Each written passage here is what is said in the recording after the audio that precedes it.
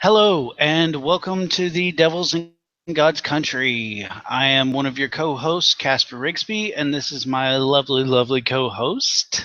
Allie Jackson. And thank you for joining us for another edition of this little video series here. Tonight, we're going to talk about how having like dealing with a religious family during the holidays, because we've got Thanksgiving and Christmas coming up, and a lot of us still have religious family, and we're probably going to see them for these holidays, and it can be kind of a stressful time for us. And we're also going to talk about an article that got published in Men's Health magazine, I believe, by Miss Allie.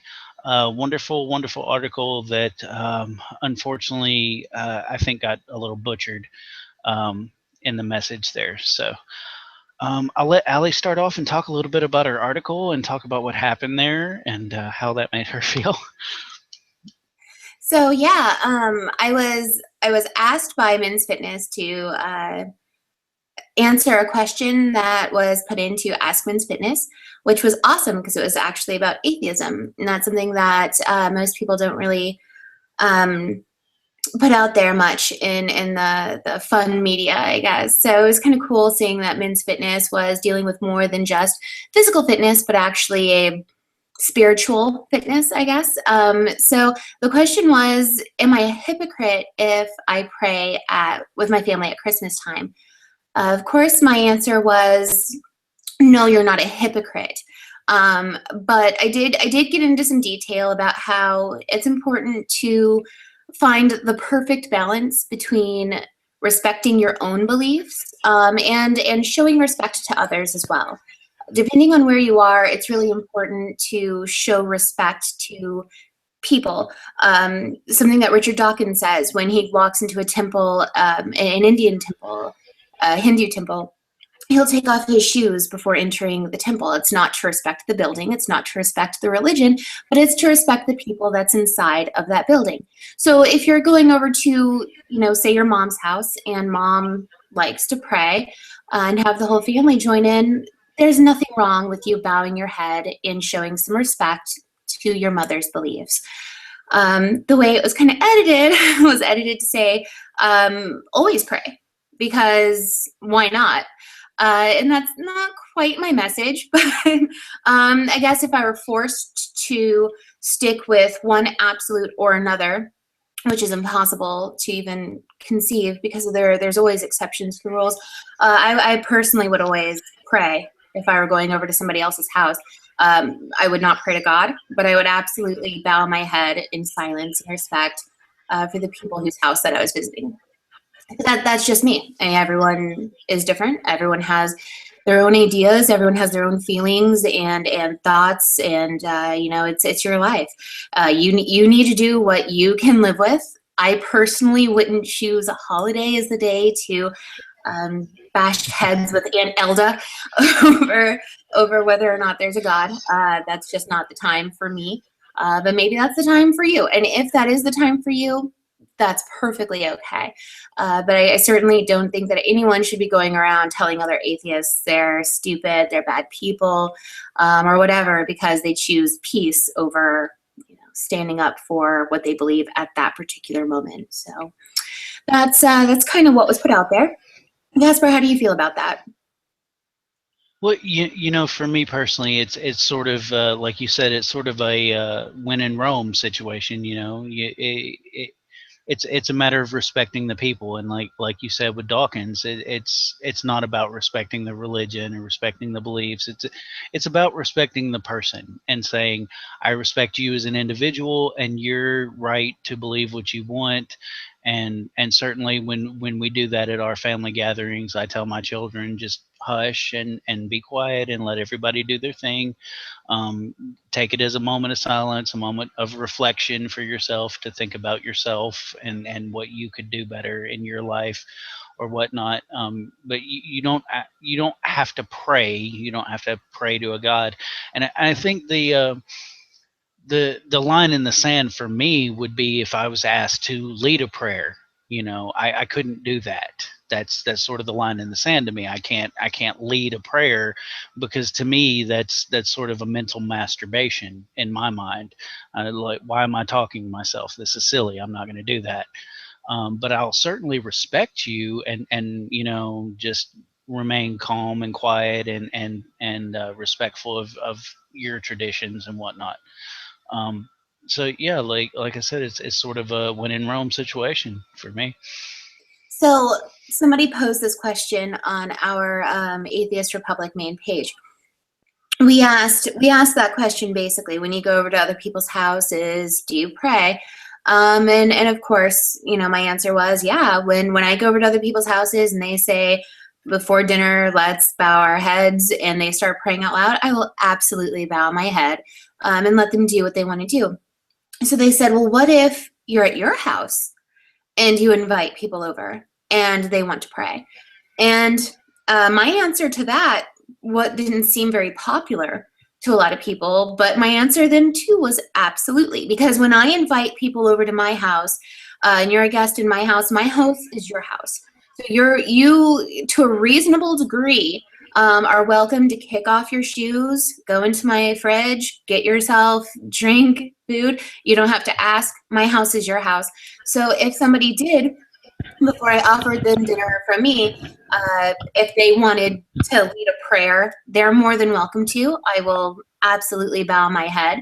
And I have been asked to pray before I lead a prayer. And I did it in such a way to where I was wishing, right? Like I didn't Our Heavenly Father or anything like that. I just immediately led into what I felt everyone wanted to hear at that moment without addressing any sort of God or higher power. It's just, everyone bows their head, and I lead into, we're very grateful for being here together, blah, blah, blah. And that's kind of how I ended it too. I'm really grateful for this opportunity to be here with everybody today, for us to be in a position where we can gather and have a meal together.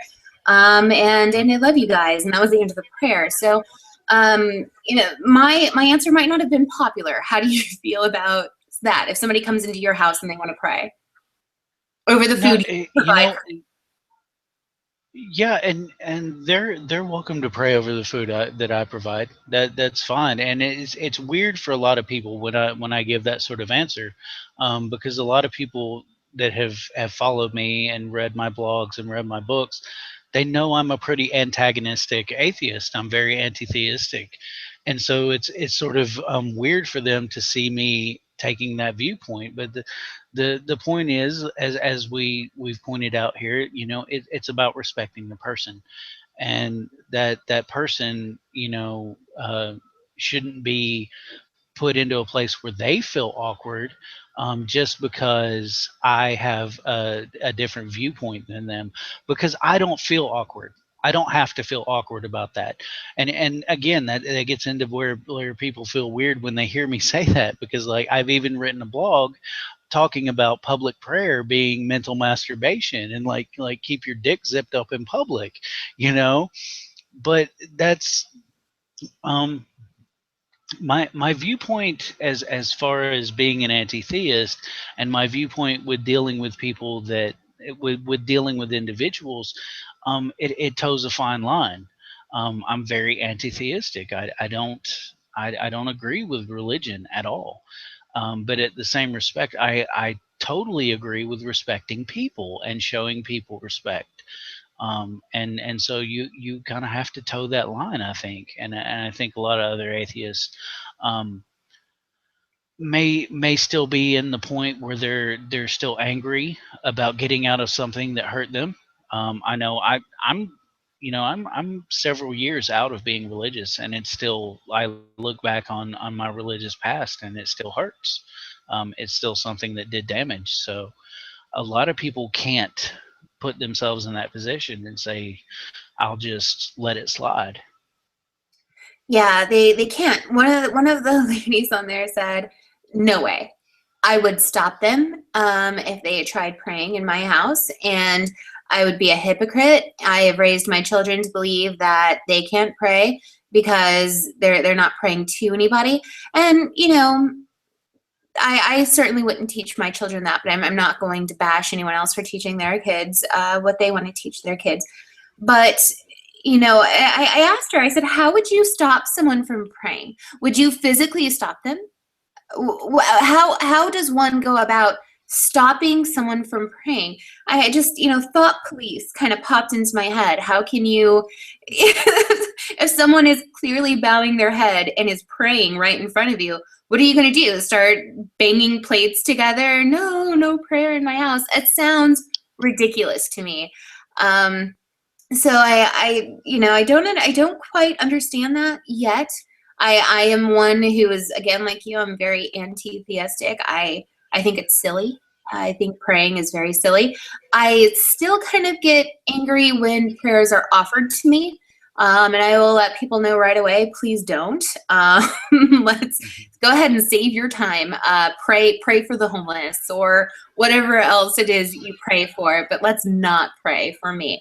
I definitely still have some views that might seem immature to others, but as far as friends, people that I adore, even people that I don't know, if I've welcomed you into my home, feel free to pray over the food that I've put in front of you. If you're kind enough to welcome me into your home, I will absolutely respect you and bow my head for a moment of silence for myself while you pray. That doesn't hurt me at all. But and I guess when we're talking about friends, right? I don't know my direct family anymore, but people tend to feel more comfortable with their direct family. People tend to feel like I can tell mom anything, I can tell dad anything, I can tell them to fuck off. You know what I mean? Like I will let them know, and I'm going to stand up to them because my whole life they've never listened to me and blah blah blah. So I try to put myself in their shoes, and when I think about going back to my parents' house, if they wanted to pray, I think I'd be angry. I do. So I don't quite want to seem like a hypocrite and be like, oh, just go ahead and bow your head. With my parents, I know my parents. I know how evil they are. I know all their hypocritical behaviors. I know I know how she cussed out that Muslim cashier at the grocery store because she didn't respect her as a person. And then she's going to come pray, thank God for food that he provided her instead of maybe another homeless child that's not eating right now. So there's a lot of things that we can point out to people. But that kind of leads into the same thing of what people are kind of doing over this whole France thing, the grief shaming. I think that people in religion kind of do a lot of the hypocrite shaming to each other. I hear that a lot, and I see it a lot on Facebook and social media. People being like, oh, well, you just bought some $100,000 boat and you're up your ass in debt and you're praying over your food. You're thanking God for giving you food. Why don't you pay your creditors back, you ass? Like I've seen this stuff going on. So I don't know. Is this a new thing? Is this something that we can do with people that we're comfortable with and strangers? It seems like we will treat our friends differently than we will family and strangers. And I think that's kind of weird. Yeah, and for me, Christmas Christmas and Thanksgiving tends to be a really unique time for me because I get to speak with one of my aunts that I hardly ever talk to, and we have some great religious conversations because she's still a Christian. And we have wonderful conversations because she's willing to have dialogue with me. She understands that I'm willing to show respect to her as an individual, and at the same time we can open dialogue and we can have that discussion, and we've had some very great discussions. So it's a wonderful time for me to have that discussion, that I don't get very often with a lot of people. Quite often, a lot of people, when you bring up subjects that are taboo in their religion, it tends to shut them down, and they don't want to have any dialogue, and it tends to shut that out. And I actually had to deal with that today. I was playing on PlayStation with some friends, and the subject of abortion came around, and it took a weird turn, and two of the guys just said, fuck this, I'm out, and they fucking left out of the group chat. And I'm like, Why? If you disagree with me, open a dialogue and let's have a conversation. But don't just run away. That's cowardice. I don't. I can deal with discussion and dialogue all day long, but cowardice, I have no patience for cowardice. If you're just going to run away from the discussion, then I will ridicule you and I will make you look like a fool, because that's horrible. I can't stand cowardice more than anything. If you are strong in your faith, defend it. Stand up to me and pose your issues, and we'll have that dialogue and we'll have that open discussion. um, Atheist Republic today shared one of my posts that they share a lot, in which I was quoted as saying, any idea that can't deal with having criticism against it should be openly ridiculed by everyone. And that's sort of the idea. If you can't take criticism and defend yourself, you deserve ridicule. That's the point where I go into, maybe Jesus was gay and loved to suck dick. I'm gonna offend you at that point, because like you've shown your cowardice. Like, stand up and defend your fucking point if you have a point. If not, I'm gonna run you into the ground, because I hate that. I can't stand cowardice. Yeah, and I think another form of cowardice, something that I saw on my wall recently, we were having a discussion about the Syrian refugees. And one of my friend's husbands came on and said, fuck Syrians. No, don't want them in our country. Love your post though, okay? But don't feel comfortable with them in my country. And that, of course, raised a lot of hairs off people's backs. I know the guy. I know that generally he is a great guy. He's very nice. He's very respectful, generally.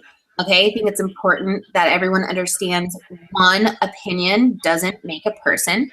But people seem to lose their shit. And all of my friends are atheists. So these other two atheists get into this side discussion on the same post about gun control or something. I don't even know. And then whatever. And then one guy who's Indian didn't type perfect English. And this seemed to really offend the other guy. And because the guy from India completely owned the guy from Mississippi, the guy from Mississippi says, well, use proper grammar, and then I might consider replying back to you. Cowardice. You're a coward. That is how you run away from a conversation with dignity? No, fuck you. So then I asked him, I said, how many languages do you speak fluently and perfectly? And he comes back with, oh, I speak Ukrainian, Arabic, and French. And again, I call him out bullshit. Like, you do not speak this perfectly. I speak French like a dog. I suck at it. Okay? Same with German, same with Arabic. I'm trying. I'm learning. I have Rosetta Stone, all 5 in French and 3 in Arabic. Thank you very much. I have a tutor, and I suck. I am really, really bad. And for some kid in Mississippi who says that he speaks it fluently, who's, as his timeline proved, he always lived in Mississippi, and probably didn't meet a lot of Arabic people there that he could speak fluently with constantly and perfectly. So I called him out on his bullshit, and of course he just left. So I'm like, whatever, screw you. But there's so many different forms of cowardice. And I think that people tend to, again, use these things with friends, and not friends. They use these things with strangers and family. When you're home for the holidays now and you're talking to dad and you're like, Dad, I don't believe in God. And Dad brings up, oh, well, do you remember when you used to believe in the monster under your bed? Do you remember when you used to believe in that Barbie would move around when you weren't looking? And they start belittling you by bringing up other things that you used to believe, trying to make a point that your silly belief now is just as silly as you were when you were a little child. Family tends to do this to people. They will belittle you for the things that you think. And again, it's just another form of cowardice. It's a way to escape the conversation without having to actually leave the room. So there's all these things that you kind of want to prepare yourselves for as the holidays come. If you are one of those people who are going to be speaking to your family, if you're lucky enough to have family to speak to for the holidays, prepare yourself for any of this stuff. If you even choose to bring up the fact that you're an atheist, if you don't, that doesn't make you a hypocrite. That doesn't make you a coward. It just makes you someone who wants to have a peaceful fucking day with your family, and go ahead and enjoy it. Definitely enjoy it. That was the message I wanted people to know from Men's Fitness. Do what you want to do. Fight if you want to fight. Don't fight if you don't want to fight. Doesn't make you a hypocrite. Doesn't make you a good person. Doesn't make you a bad person. Just do what you want to do. And I would also like to throw in that you're very lucky if you have parents to go home to for the holidays. Yeah, and I want to point out the fact too that you know, I know myself, and I'm pretty sure you as well. We're not trying to say that this sort of cowardice is exclusive to religion. It's not. There are plenty of cowardly atheists out there who pull the same bullshit day after day, and I know that you and myself, we call them out on it every time. It's like, dude, yeah, you don't just get to fucking escape out of the conversation because you're not up to the conversation, and so you want to use some fallacious bullshit to fucking wiggle your way out of it. Like, that's still bullshit. And the fact that you wear the label of atheist does not mean that I'm going to treat you with kid gloves and you don't get special treatment. You don't, because you're being just as cowardly as any religious person might be when they want to fucking exit the conversation, and because they're overwhelmed and they don't know how to respond. The whole point you should gather from that is you're not educated enough. Fucking educate yourself so you can stand up for your fucking position. And if you're not educated enough to stand up for your position, keep your fucking mouth shut. Stay out of the conversation, because you don't belong there. You're not equipped to deal with what's going on. So just keep your fucking ass out. Well, absolutely. And on that note, there's no shame in saying, I don't know. I don't know. And saying, let's come back to this conversation another time after I've done my research to find answers to that question. I'm not saying you're right or wrong. I'm not saying I'm right or wrong. I just don't know. And just leave it at that. There's no shame in leaving it at I don't know. Where there is shame is when you try coming back with blah, blah, blah, blah, or some other weird, stupid ad hominem or whatever fallacy you want to try to bring up because you don't know the answer and you want to try to look cool and right. No, take the high road. Just say you don't know. Bow out. Yeah, that's perfect. Yeah, and that's part of being an atheist. I think that every honest and truthful atheist will admit that we're agnostic as far as knowing whether or not God exists. When someone asks me, does God exist or not, I'm going to tell them, I don't know. I don't. I have no idea whether a God exists or not. What I can tell you is I know your God doesn't exist. And I can prove that through factual analysis and forensic science and a lot of other issues. And I have plenty of stuff to back that up as far as your particular God goes. You've rolled the dice and you picked a number on the dice, and that's the number you're going with. And I can show that your number didn't show up on the board. I can do that. But when it comes to, can any number from the roll of dice show up, I can't possibly say that no number on that dice is going to show up. I can't do that. And it's a matter of intellectual honesty. You have to be honest about that.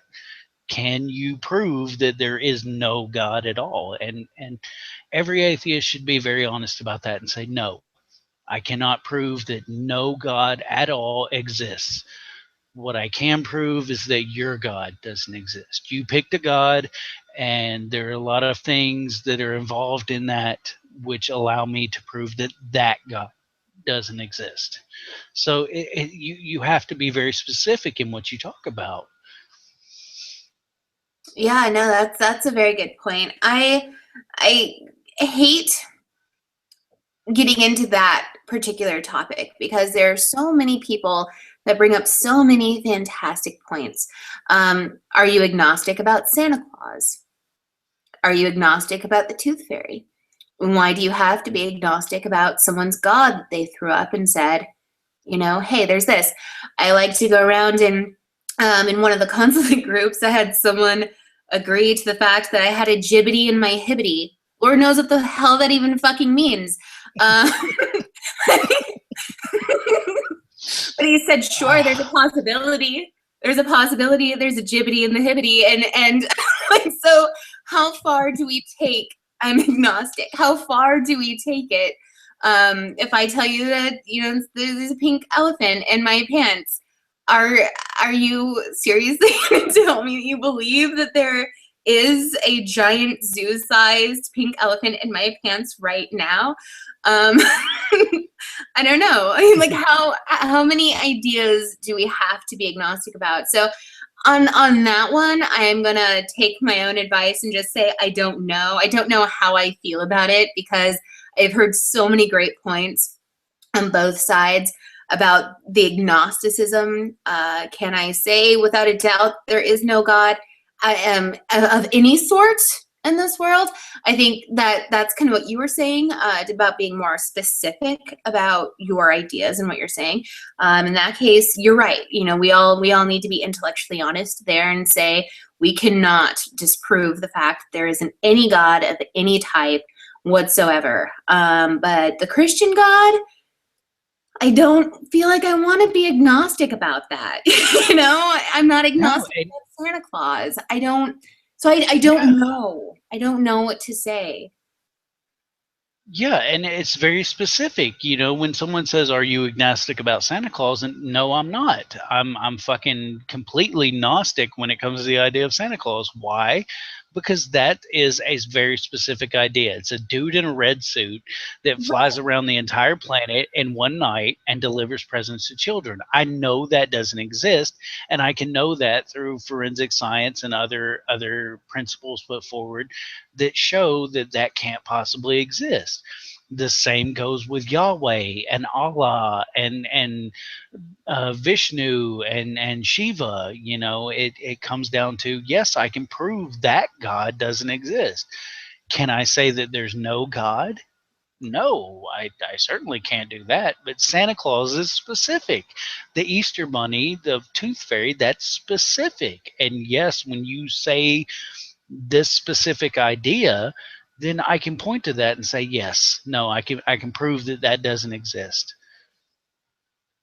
Yeah, that's very good. I like your take on that because I hear so many people say we have to be agnostic. We have to be agnostic about everything. And it's like, I feel like I don't have to be. No, I cannot disprove Santa Claus.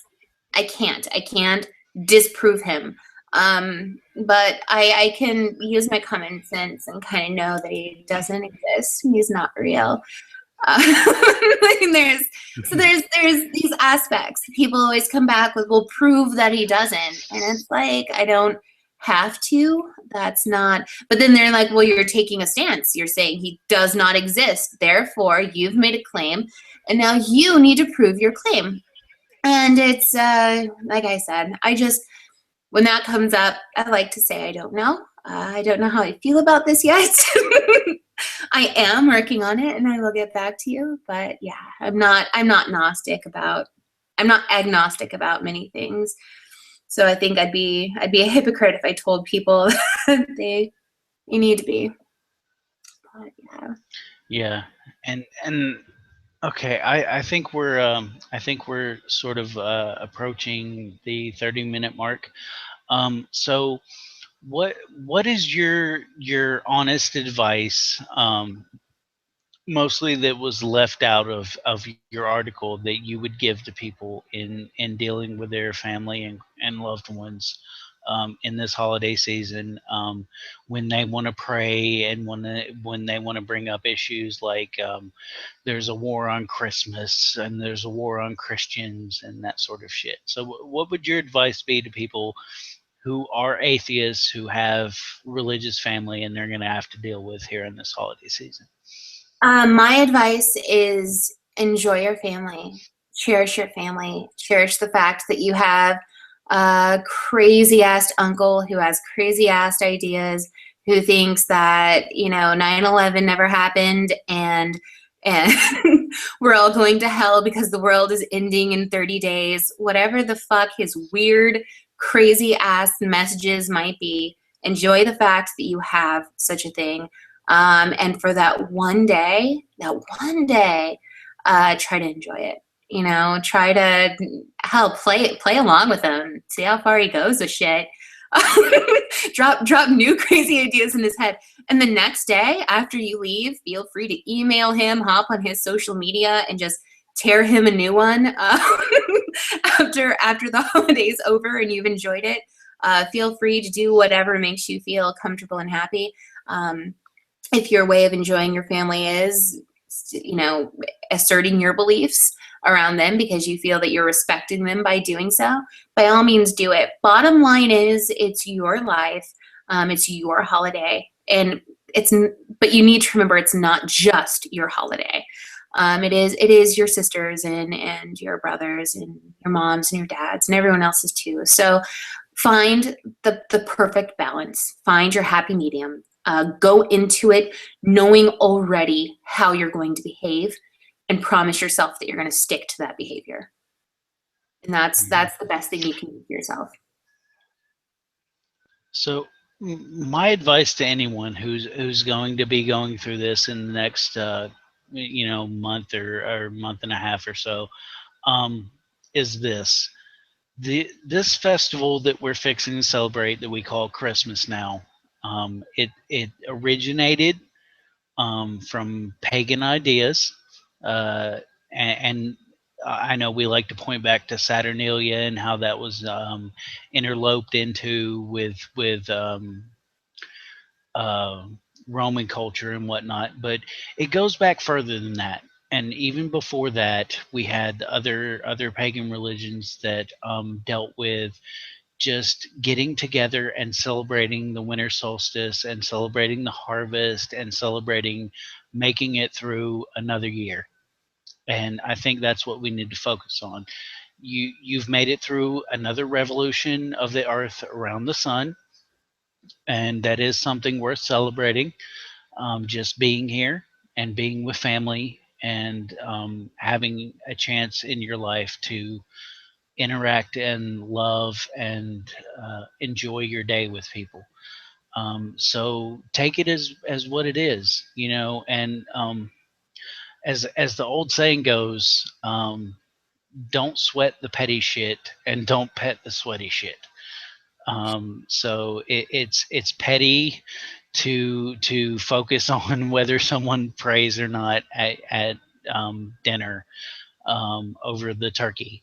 That's petty, especially when it comes to your family and those that you love, and those that you want to have a relationship with. So cultivate the ability to have the dialogue and cultivate the ability to have the discussion and enjoy the time. Enjoy the fact that you've made it through nearly another revolution around the sun, because that's an amazing thing. One of these years, you're not going to make it through that revolution. That's just the reality of it. And the one thing you're probably going to think about on your deathbed is how many people are not in your life at that moment because you weren't able to, let go of the petty shit.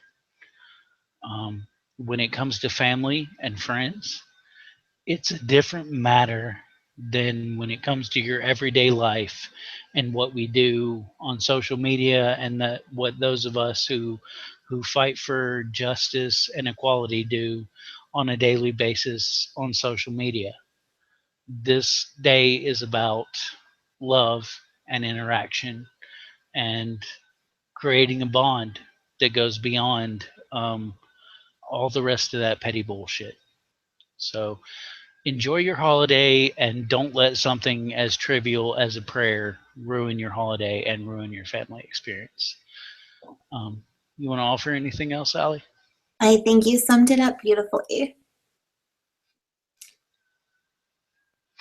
All right. Well, we're gonna go ahead and close out because we ran a little bit over and we started a little bit late. So we appreciate everyone who views this show. We've been getting a few more viewers every week. I know sometimes it can be a little difficult to listen to us because I know I get a little sloshed and Allie can get a little bit tipsy as well. But that's kind of the point. That's what we do here in Devils is we try to lubricate ourselves with a little bit of liquid courage and just speak what's on our minds. If you enjoy the things that we do with Atheist Republic, if you enjoy the community that Atheist Republic has tried to provide for you, and you're an atheist, please support us in any way possible. We could use your monetary support as a Patreon or as someone who just gives when they can. We would love to hear your voice. That's far more important. Honestly, I know we talk about the monetary help that we need, and we do. We definitely do need that. But we want to hear your voice. If all you can offer to this team is to speak your mind and offer your voice, we want that. So please view the link down below and join our team and volunteer on Atheist Republic and let your voice be heard. We want to hear what you have to say. We love each and every one of you. As always, the views expressed here on Devils and God's Country do not necessarily reflect the views of every member of Atheist Republic. We are only 2 members, and our viewpoints may be skewed with those of the rest of our team of nearly 300 people. So please do not respond poorly to Atheist Republic for what Allie and I say here. Please respond to us personally, and we will address any responses as we get to them. We have a lot on our plate, so it may take us a minute, but we will try to get to everyone. If you have any comments or questions, please leave them in the comment section below here on YouTube for those who catch the video later. This has been Devils in God's Country. I'm one of your hosts, Casper Rigsby. This has been my co host, Allie Jackson, and we are exiting. Thank you very much.